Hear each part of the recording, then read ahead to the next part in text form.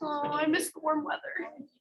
Me too. It's so sad. That just snow. I know, and I'm like, it was like really pouring the next day, and I was like, This is disturbing. you're like, My body doesn't know what to tell me. It's getting fixed soon. it's good. Why I'm. All right, I'm passing out your schedule for this quarter. I am. So you can see what's coming up.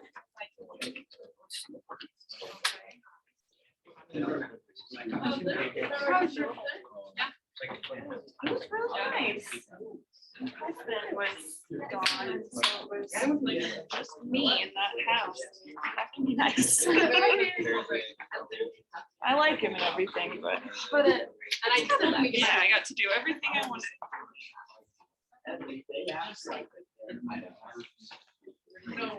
Okay, but I have already made a change.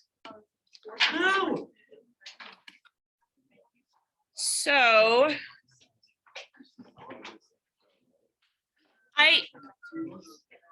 listen, I wanted to give you, we're gonna spend Friday, so for you guys this Friday, talking about your graded essays again.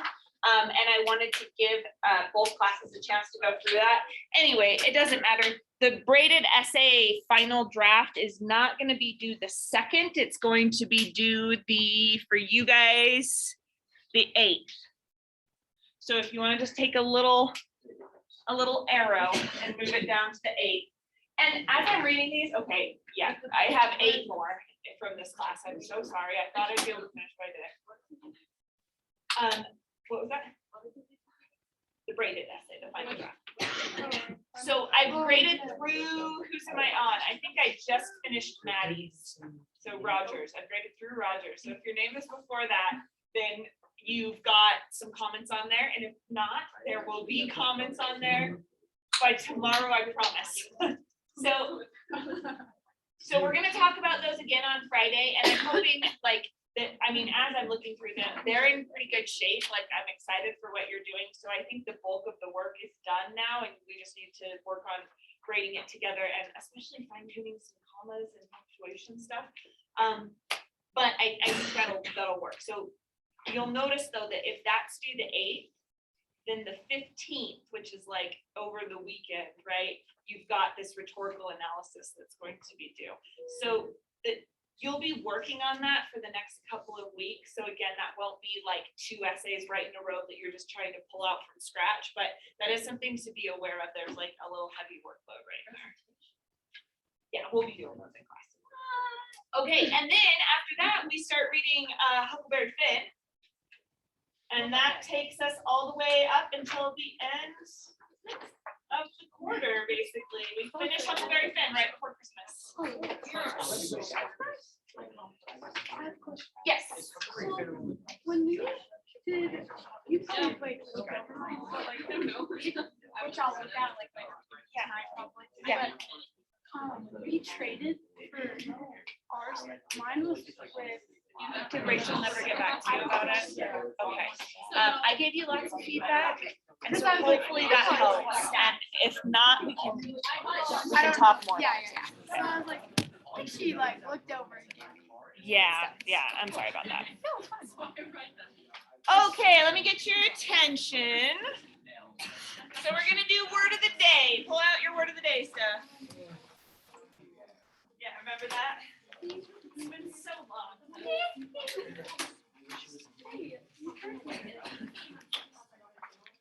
You wish you were good at that, because I am good about that. Oh, I was. And our word today is parallelism. The best.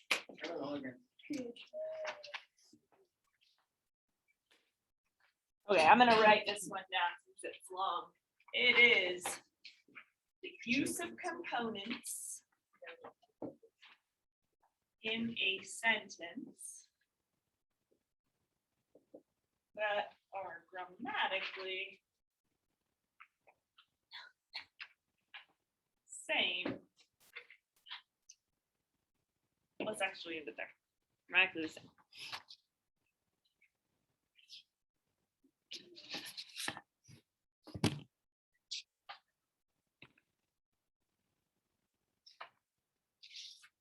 Okay, I'm gonna read one out loud to you. This isn't the example, but this is a really famous example. It was the best of times, it was the worst of times. It was the age of wisdom, it was the age of foolishness. It was the epic of belief, it was the epic of incredulity. It was the season of light, it was the season of darkness, it was the spring of hope, it was the winter of despair. That's maybe the most famous line in an English novel. It's from Tale of Two Cities. Has anyone read Tale of Two Cities? I've tried to read Tale of Two Cities. That's a tough one. But it's got parallelism in it. So it's got the repetition of the it was, but it also has a repetition of just the way that it's grammatically set up. Worst of times, age of wisdom, like it keeps on that with that parallel structure. So parallelism can be like a really powerful way to build a sentence, to build it in terms of like creating a crescendo. And I want to show you an example of that in Frederick Douglass. So go to page 46 of Frederick Douglass. I have extras. Anyone else need to borrow a book for today? Okay, just remember to bring it back to me. Okay. And what page? Page 46.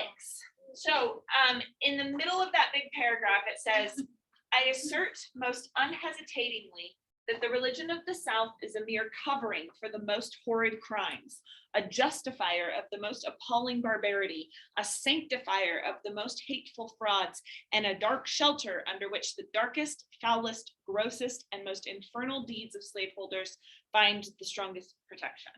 So he's got this sentence here that basically sums up his argument about Southern Christianity, and I'm putting that in like these quotation marks because he doesn't see this as Christianity, he sees it as some like perversion of Christianity, right? And the parallel part is where it says we are covering, so this is the example you're going to write down, covering for the most crimes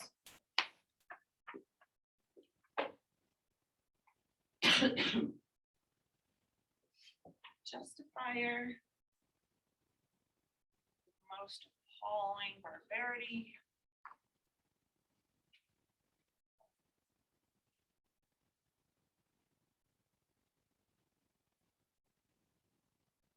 sanctified,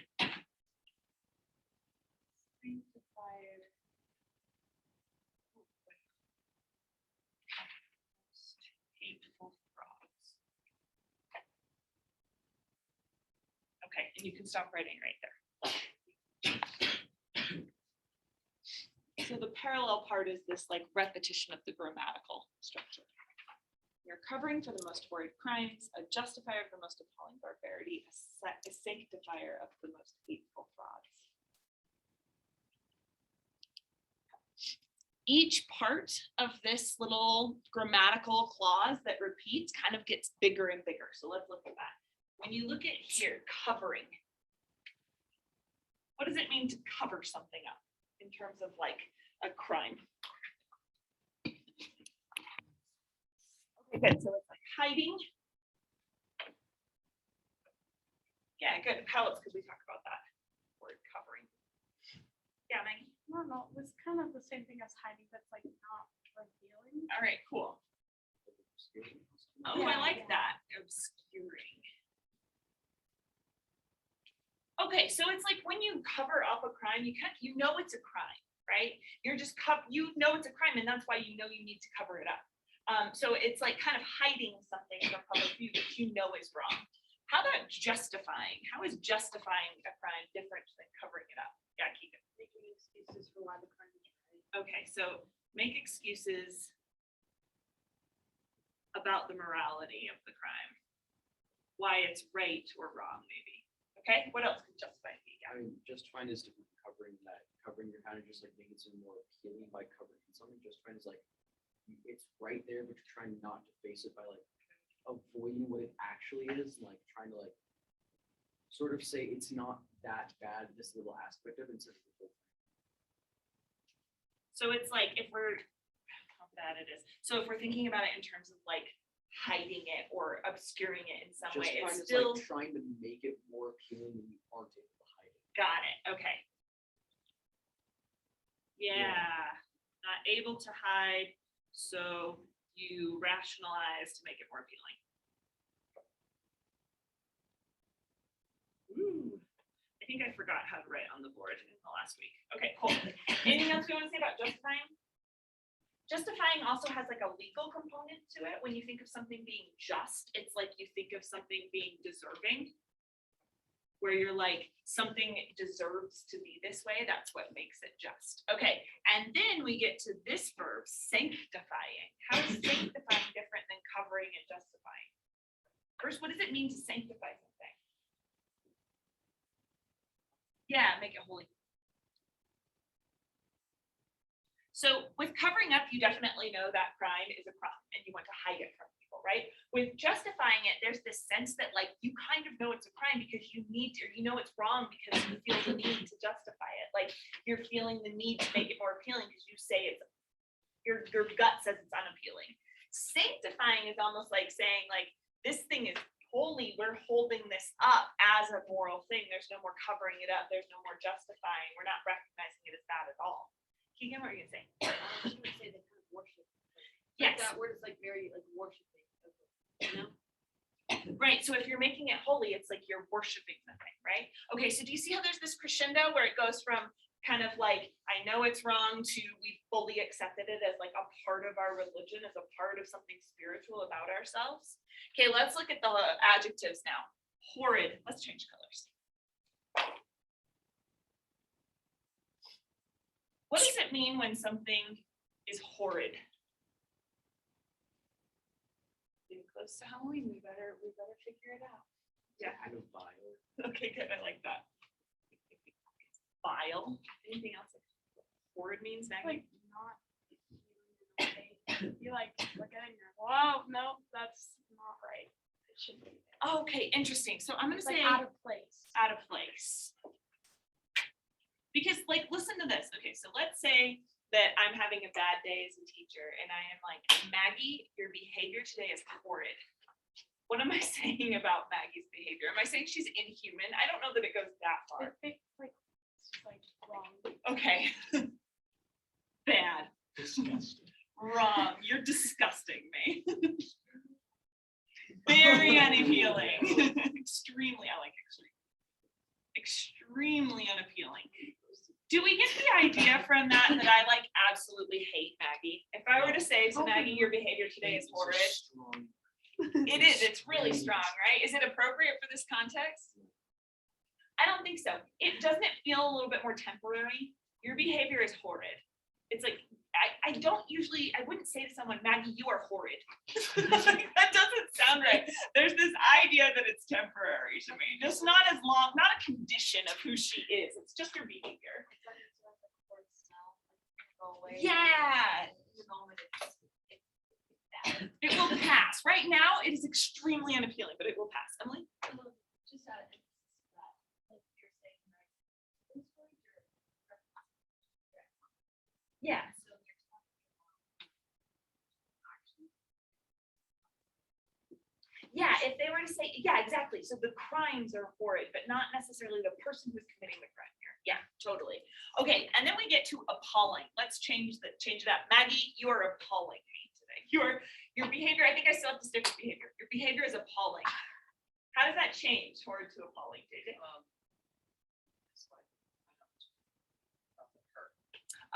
Okay, so unexpected. Like how, it's almost surprising. How could you possibly do this? Yeah, Keegan? It's like sick. It's sickly. I like that. Yeah. You It's like, like shocking. Like, you don't, yeah, just like you don't expect it. There's no words to it. It's just like okay, so it's like I'm not expecting it. So we get this sense again that it maybe is like not her condition. Yeah. Okay. Appalling also has this like moral component to it. Like if I say someone is horrid versus appalling, like I feel like if I say someone's horrid, it's like you need to stop that behavior right now. If I say, Maggie, your behavior is appalling, that's like, I'm gonna call your parents. There's a problem here, you know? It Yeah. becomes like more of a moral issue. It's not just a bad smell anymore. I don't think you say appalling smell because that would suggest, unless somebody like did the smell directly to you, you know? You know what I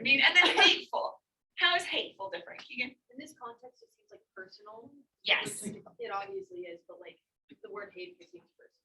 absolutely. If I were to tell Maggie, your behavior is hateful. Yikes, right? Like it's so much stronger. It's this personal attack on me. It's like Maggie isn't just talking out of turn because she's like having a good day and wants to like express things, and I'm like, oh, you're bothering me, you're being horrid. No, it's like she hates me so much that she wants to disrupt my whole like life, you know? Yeah, Maggie. Like what you said, it's a strong word. Like when you hear it, it's like, whoa, it just went to a different level of like, it's like, I feel like words like, oh, that's like not right. But then Yeah. when you hear hate, it's like, it's not right. And it's a deeper perspective on things. It's like, oh Yes. yeah, like, it's like, oh yeah, it's all you. It's not just like this whole thing. It's like all based on your perspective. You know, does that make sense? Yes, I think. I know, it's funny. It's like, and it is you. Like you are the problem, and your relationship with me is the problem. Yeah. Like for the other ones, it's like describing like hard times or appalling. Getting roasted. But I feel like when you use hateful, it's like I hate it. Like when it's saying, I don't know how to explain it, but it's just like it's a people rather than everyone's. It's more of their personal feelings towards it. Yes. Yeah, good. So it's like, it's based in feeling and not necessarily in fact. And I think that's because when something is hateful, it's like internalized too. It's like a part of who you are.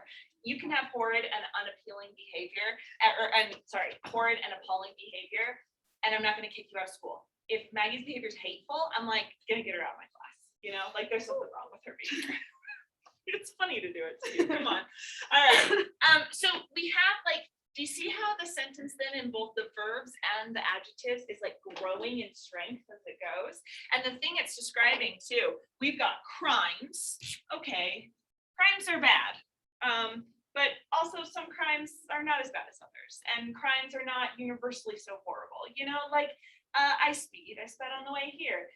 Maybe that is horrid behavior, but like it's a legal perspective, not necessarily a moral perspective of crimes. Yeah. Almost like you're digging a hole. It like at first you're like, oh, it's kind of bad, and then you're like, let's get a little deeper. Maybe I'm like Yes. gaining a little more like knowledge on it, and then once you get to like the bottom, you're like, oh, I see where like you just like see the whole way down. It's like you're digging a hole, but it's like in a graveyard. And as you Yeah. go through, there's worse and worse things that you're uncovering. Yeah. How about barbarity? What is barbarity? I think we talked about this last time, didn't we? You remember 2 weeks ago? Yeah, there's this kind of like, it's like a completely, we did talk about it. We talked about it being like completely uncivilized. I remember Katie had some things to say about it, and Emily too. Like this idea that to be barbarous, like you're completely outside of a community, right? So appalling barbarity, that creates some morality. What? Prehistoric. Yes, exactly. And then fraud is like the very worst, well, it's the second worst thing you could do in Dante's Inferno, which is that poem where you go deeper and deeper into hell. Fraud is the 8th circle of hell. It is very far down there. It's a terrible thing that you could do. And especially when the fraud you are committing is against God. It's against the core of your religion. If you are sanctifying fraud, that is literally what the guy does in the 8th circle of hell that gets him put there, and he has to burn forever because of this horrible sin. Like you're trying to convince the creator of the world that what you believe is right, but not what he says is right. Okay, so it gets further and further down. I like this whole analogy. Did you write down some effects for word of the day? I need to. Write down some effects. Some effects. It gets Of the parallelism there.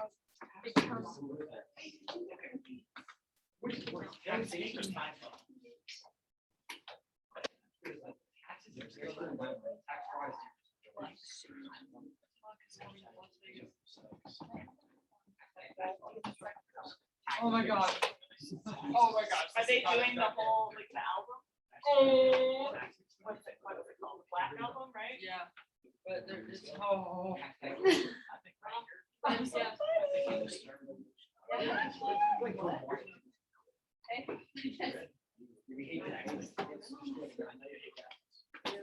All right, you remember this thing? It was, it's got the Frederick Douglass chapters broken down. And you've been writing the names and the counter arguments. You need one too.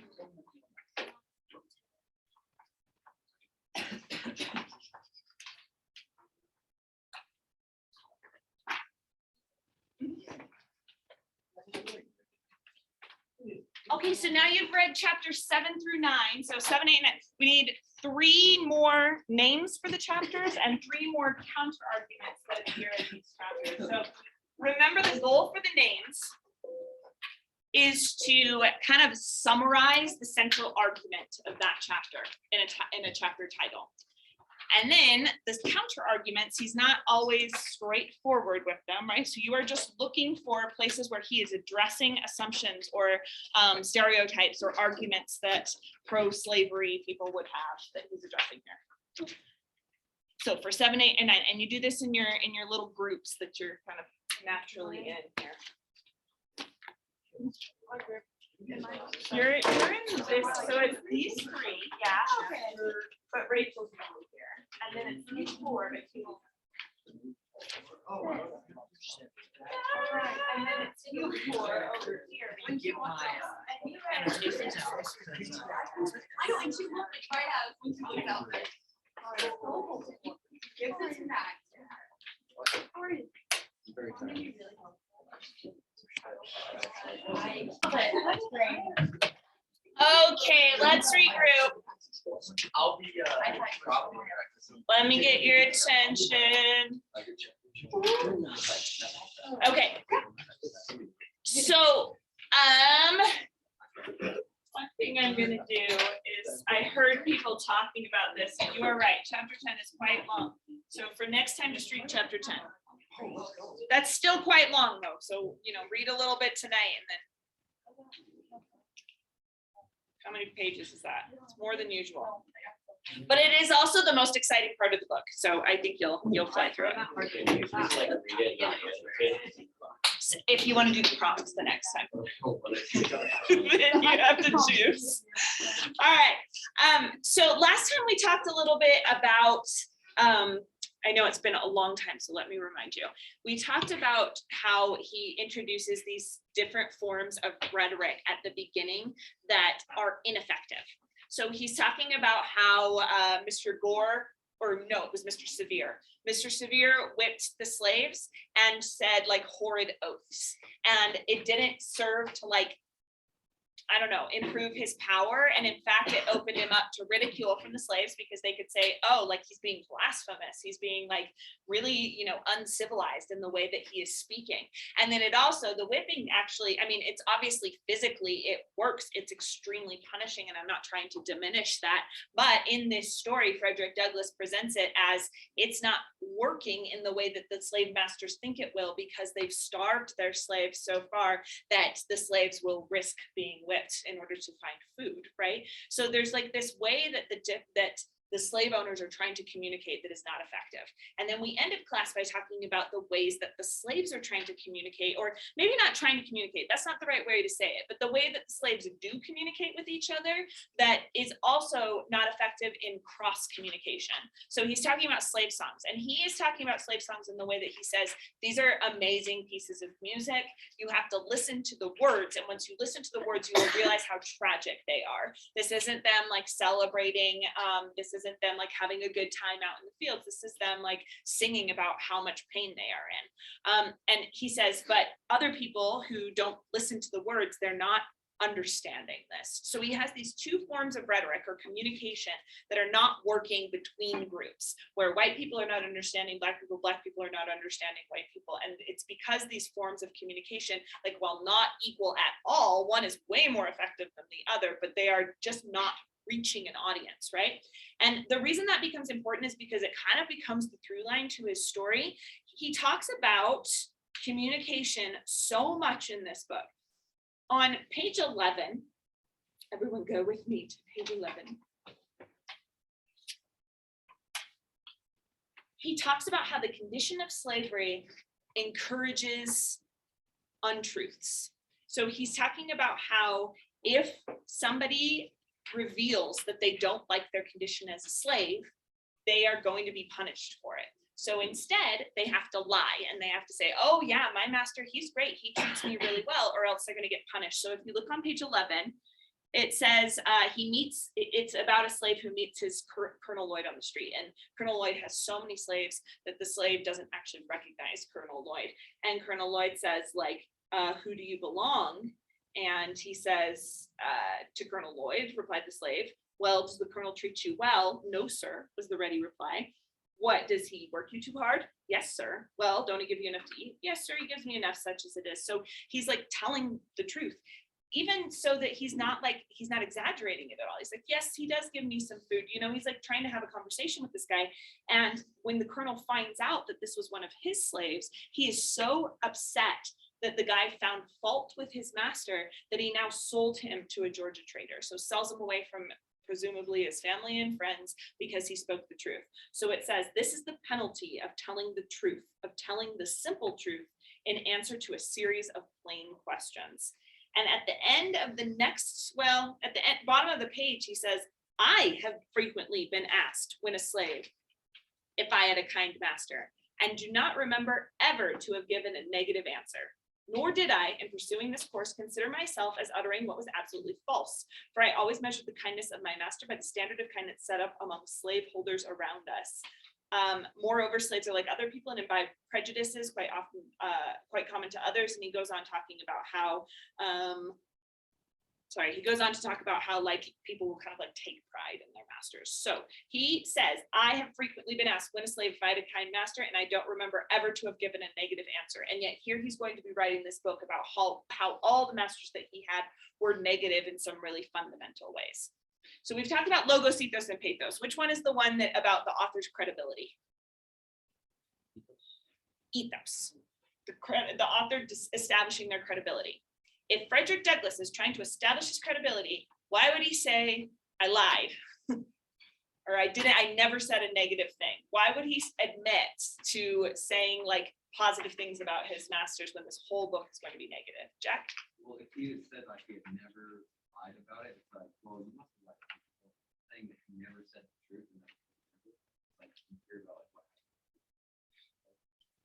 Okay, good. So it's like he's setting up like this idea that he was a part of this system and he wasn't like any different than anybody else too then. Because he's saying like, if everybody else had to lie, I also had to lie. And that gives him some credibility, Phil. It kind of stops contradiction. Like if someone who like was like asking about it before he wrote the book, he would have said like, yeah, my slave masters were good, right? If they read the book, it's like, oh, all the slave masters were terrible. Him saying that I lied when they said they were good, it kind of like cut down that contradiction. Totally. And I think so. I think that his admitting that he never said a negative thing about his masters is actually building that sense of credibility then, right? Because he's kind of addressing this counter argument that people in the North had maybe heard that slaves didn't all hate their masters, and he's trying to counteract that. Haley?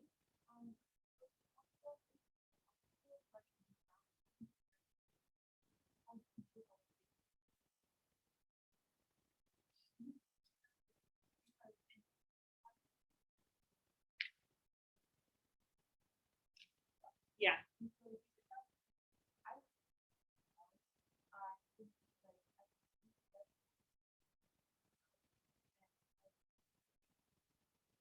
Yes.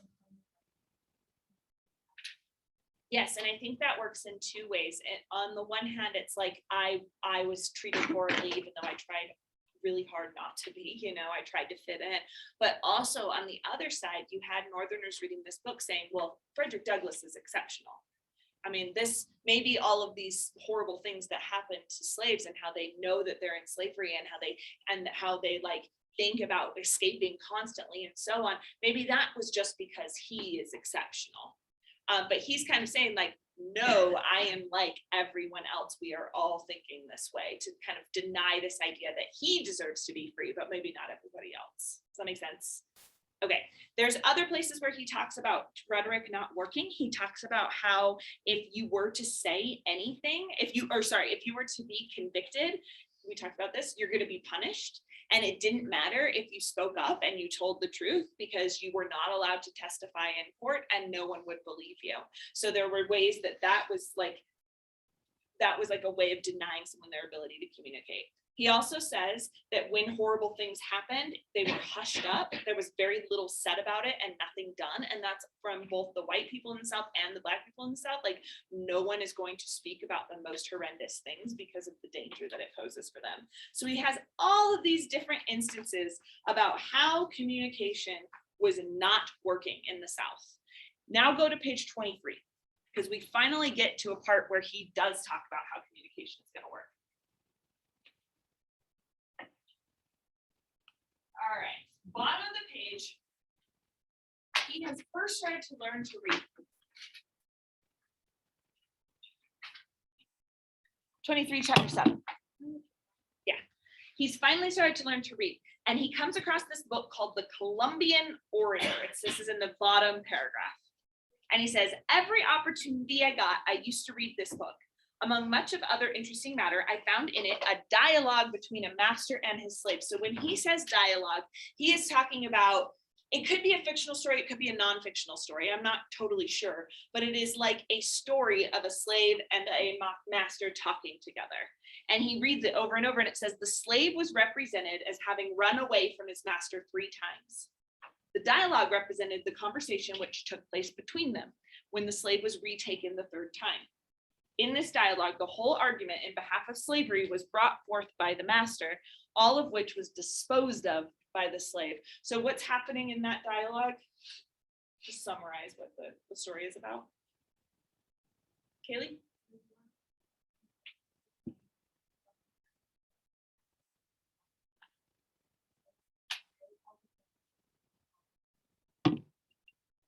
Yeah, exactly. And I love the way that he says disposing of it, because to dispose of something sort of just means like to throw it aside. Your argument is trash. It's dismissive. So the slave is talking to the master, and the master is like, you can't run away. This is why slavery is good, you know? And it's the slave himself who is saying, no, those are stupid arguments, and let me refute them one by one. And this is a story that Frederick Douglass is reading. And it says, the slave was made to say some very smart as well as impressive things in reply to his master. So the slave was made to say, in that construction, who is the one making the slave say those things? Yeah, Dash. The author, right? So it's somebody writing this story, and the slave is made to say impressive things in reply to his master, things which had the desired though unexpected effect. For the conversation resulted in the voluntary emancipation of the slave on the part of the master. So because the slave was able to explain why slavery is so bad, the master decided, okay, great, then you are free. I believe you. All right, so let's talk about that was made to say. Why would that be a story that Frederick Douglass really liked reading about? Because this really, he was a little kid and this really stood out to him, this dialogue. Yeah, Dash. I guess it kind of gave hope that what they. Yeah, okay, so it like through his powers of like communication, he could actually be free. JJ? Did you have your hand up? Oh, sorry. Is there anybody? Yeah, Sophia. Because it said like made to say that through like having education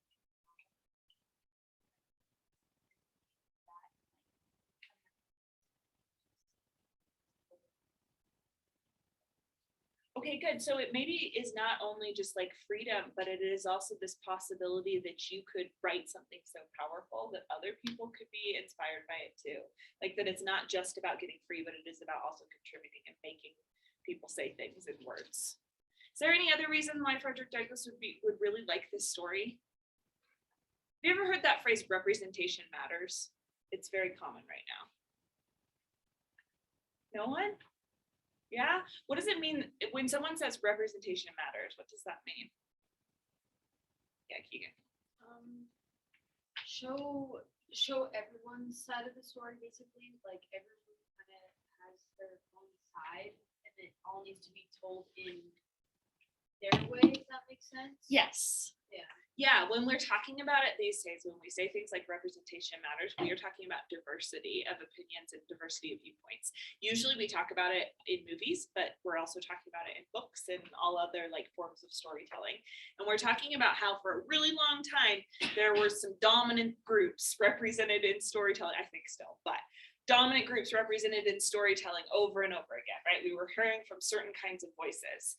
And this phrase, representation matters, was supposed to say, we need to hear from all kinds of voices. Like, we need to see somebody on screen, like a Black girl in a wheelchair. We need to see that on screen somewhere, you know, and probably in lots of different places because there's lots of different viewpoints there. Or we need to see, you know, the rich Latina lesbian. We need to see her point of view, right? There's like all these different like kinds of identities that are merging together. And when you say representation matters, it's like a way of saying we need to see all these people in our stories. Why is that? Like, why are they making that argument?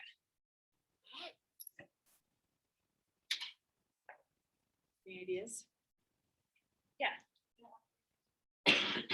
Okay, good. So it's like we're going to come across all sorts of diversity in real life. Let's not stereotype. And if we watch TV shows, we can see that. Yeah, Dash? I think it's so that people who like usually don't like see someone like they can see someone like Yeah, I think that's a huge reason for it. Keegan? It's more relatable and it like helps with I don't know, it helps with like self-esteem, I guess. Yeah. Because like for example, like Barbies, like they used to be like skinny white girls, you know, but now they're adding more diversity and there's like bigger girls and then there's Black girls, Latinos, you know. Yeah. And so it kind of gives everyone a sense of like, I don't know how to explain it. Like they feel comfortable in their own skin because they're being justified by everyone else around them, basically. Yes, I think that's a really good way of saying that. And like, if this wasn't your experience, but I think all of us kind of have this experience, imagine seeing yourself kind of represented on screen for the first time, some kind of identity that you identify with that you hadn't seen before and seeing it for the first time. That's like a really powerful way that you are kind of validated by that storytelling media. So think of Frederick Douglass in this moment. He has been surrounded by people telling him that he's worth absolutely nothing, worse than the horses, right? Like doesn't know his age. The only thing that matters is he lives on this plantation. And suddenly he is reading a story about a Black man who is arguing against his slave owner, eloquently and interesting enough to where he can escape slavery. It's Frederick Douglass being able to see himself on the page doing extraordinary things. And I think that's what kind of gives him this idea that like, this could be me too, which is where you guys started from. Okay, and so this is like kind of the way that he's introduced to maybe like more effective rhetoric and the power that rhetoric might have in his life. If he can do what this slave did, like how powerful could that be? Okay, so I wanted to talk about that for a minute because you're going to keep reading. Chapter 10 in this book gets like bonkers. It's a very cool story. Remember how I told you that slave narratives always have a story of a slave standing up against their enslavement? Chapter 10 includes that, and it's a very cool story. Before we get there, though, I want you guys to be thinking about logos. Let's do one per group.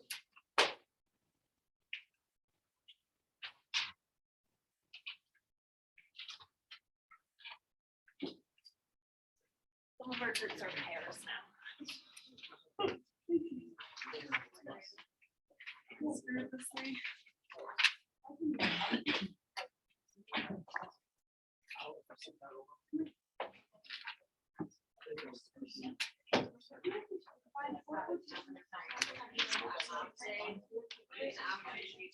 Okay, don't read the instructions. It's just a form that I use. I'm going to tell you the instructions. You're going to look through the chapters that you have read so far. You are going to find 2 sentences that you think appeal to pathos, 2 that appeal to logos, and 2 that appeal to ethos. And they need to be 2 that we haven't talked about in class together yet. So you're going to, under the says column, you're going to write just the beginning of the quotation and the number. You do not need to, his sentences are long. You do not need to copy down the whole quotation. Just the beginning and the number so you can find it again, page number. Under the does column, you're going to be talking about what the effect that has on the audience. So if it is about pathos, what emotional impact is that having on the audience, or what value is that appealing to? If it's about ethos, how is this little section, how does it affect the audience's perspective of Frederick Douglass, et cetera? And then under how, you are explaining how it does that. So remember what we did here? We identified parallelism. We talked about, you know, how it has this, like, it's more memorable because it's parallel. We kind of see a crescendo in it. It gets worse and worse. Under the how column, you're going to explain how it gets worse. Oh, it's because horrid is worse than appalling, which is worse than hateful. And you're going to get into the specifics of the language.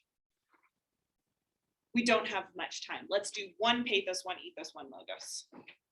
All right. Okay, let me know if you have questions. Any of the chapters you've read so far, from chapter 1 on through?